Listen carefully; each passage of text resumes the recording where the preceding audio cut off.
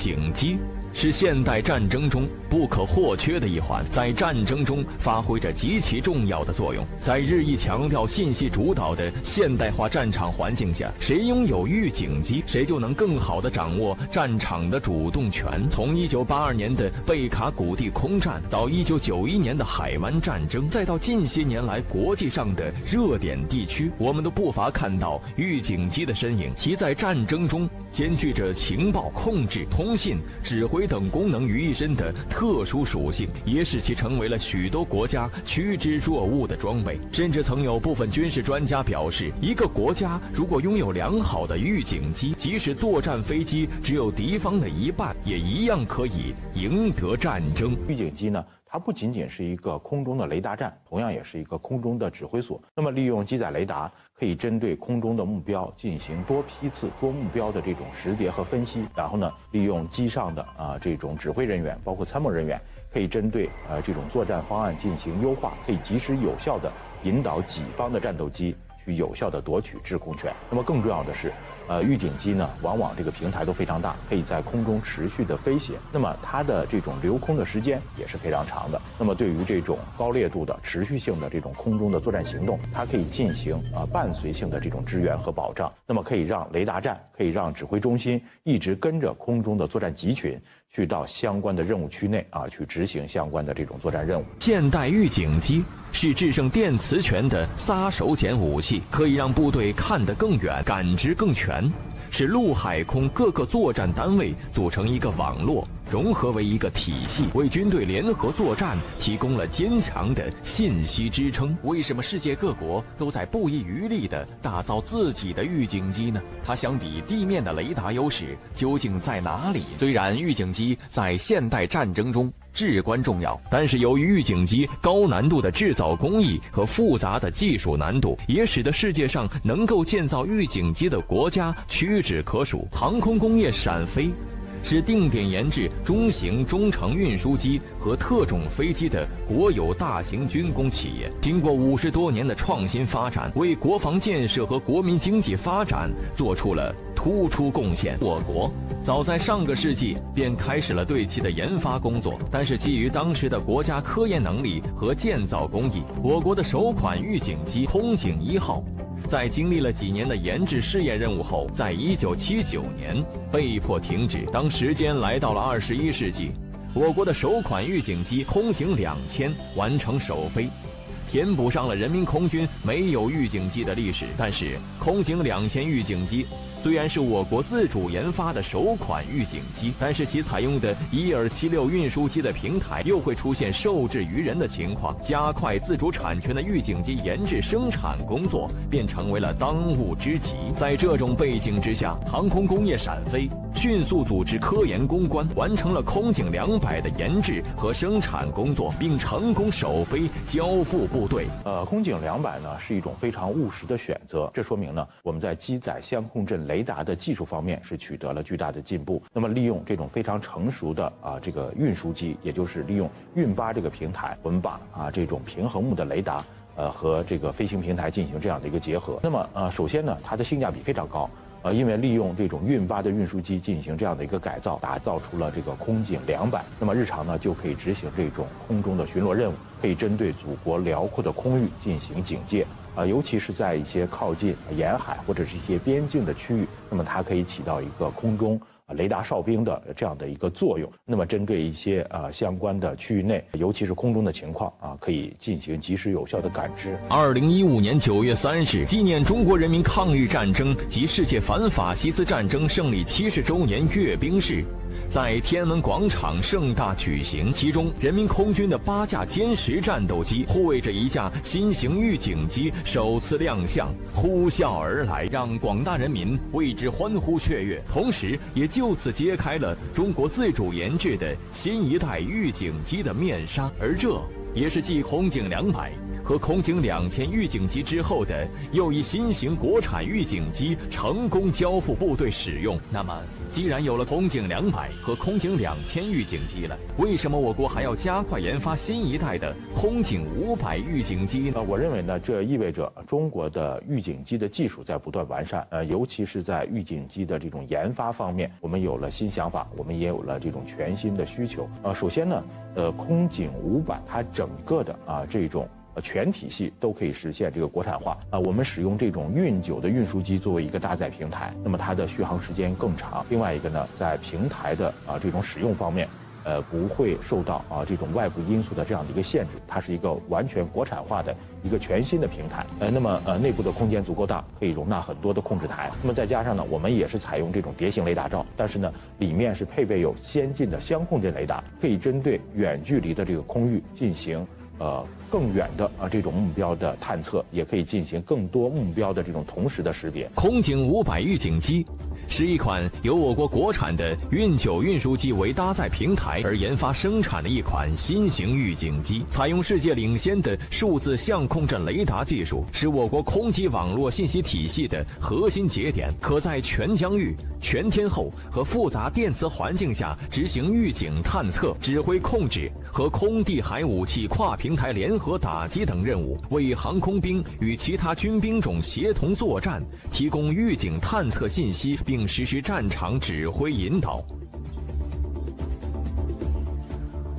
空警500预警机在研制之初，就雷达的选择方面，并没有采用空警200预警机那种类似于平衡木的设计方案，而是直接采用了类似于空警2000预警机的圆形雷达。但是对于一架中型的运输机而言，相对过大的雷达，飞行平台能否承受是个问题。即便可以背负这么大一个雷达上天，也势必会增加飞机的飞行阻力和重量，影响飞机的航程。那么这个问题是怎么解决的呢？我们注意到很多的这个国家，它在研制预警机的时候都是采用碟形雷达罩，或者说我们叫这个圆盘型的这个雷达罩。在飞行平台，也就是运输机上增加这样的一个突出物，或者说增加这样的一个物体，那么它的飞行阻力会变大。那么按照一般的这个统计那么在运输机的基础上加装这种大型雷达罩，那么它的阻力会增加30%左右。那么对于飞行平台它的飞行速度、稳定性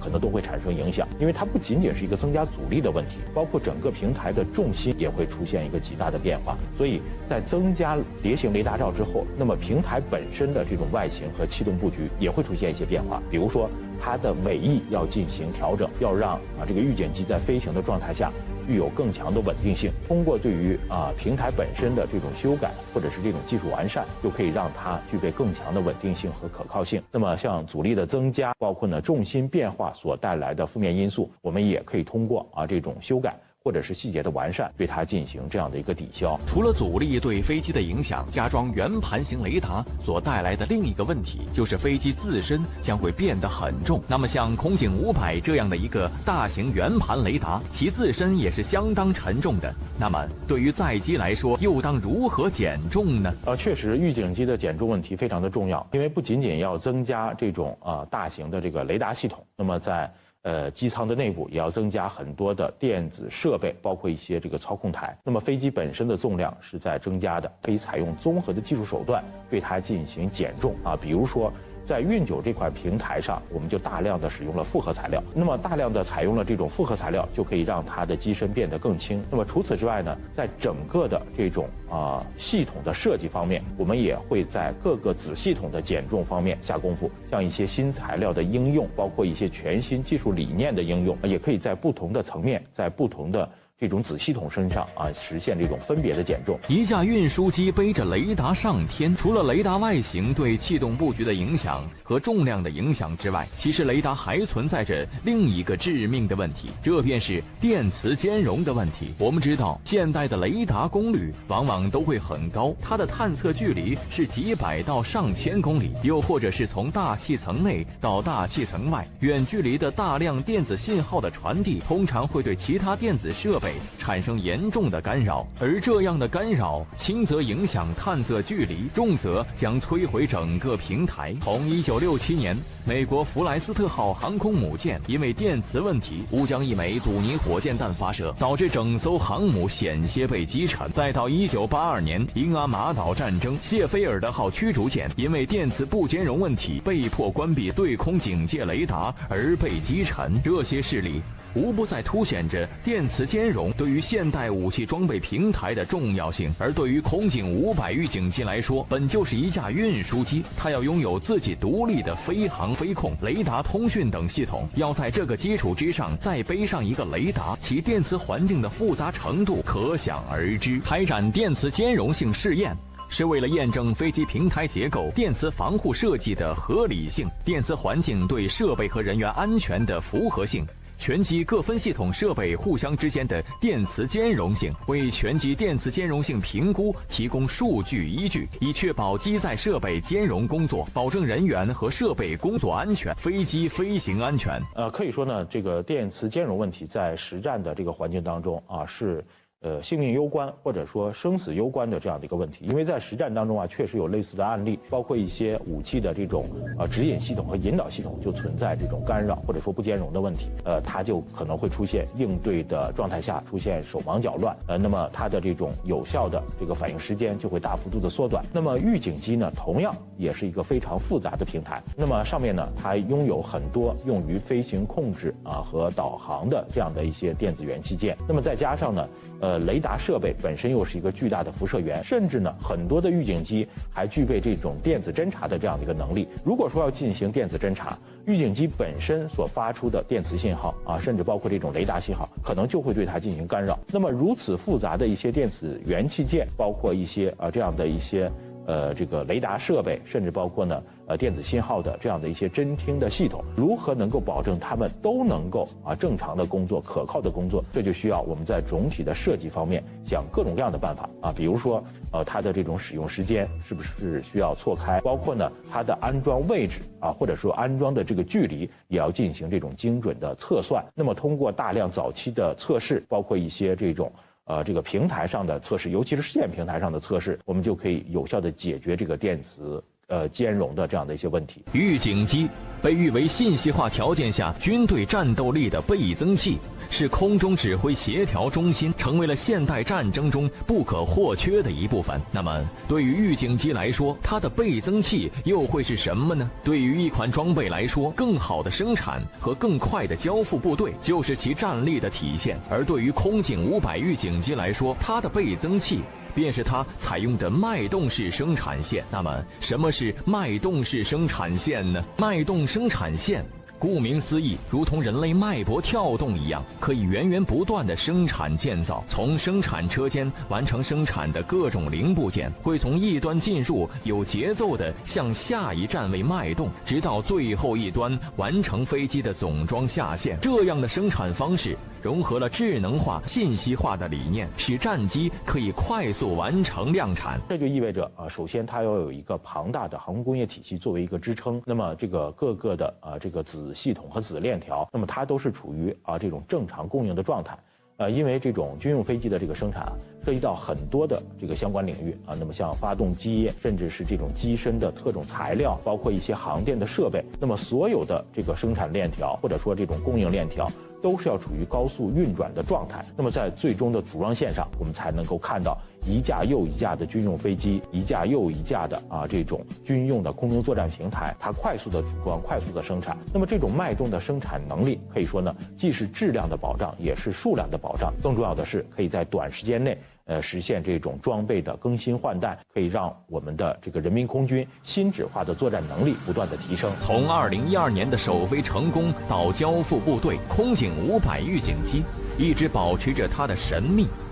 预警机研制团队也先后攻克一系列技术难题，把它打造成为了世界上最先进的预警机之一。直到2015年93阅兵，从天安门广场上空呼啸而过，人们才首次领略到它的魅力。尽管它掠过上空时间只有短短的几十秒，但这几十秒却凝结了几十年来中国预警机从无到有艰辛的发展历程。等到2021年的珠海航展时，空警 500H 的亮相却也换上了新的涂装，低调的甚至没有引起过多人的注意。在宣传展板上也只是介绍了在空警500的基础上增加了视海性，这简单的介绍让人们误以为空警 500H 只是简单的换了个涂装而已。空警 500H 它的这个视海性方面应该是进行了优化，进行了这个调整，因为在相关的海域的对应空域进行长时间的这个飞行部署，那么就会面临在一种高湿高盐度的这个环境当中去进行使用的这样的一个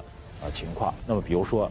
这样的一些潮湿含盐的这种空气，那么对于飞机蒙皮甚至包括其他的这样的一些设备可能就会产生腐蚀，所以呢我们可能会使用一些新材料，包括呢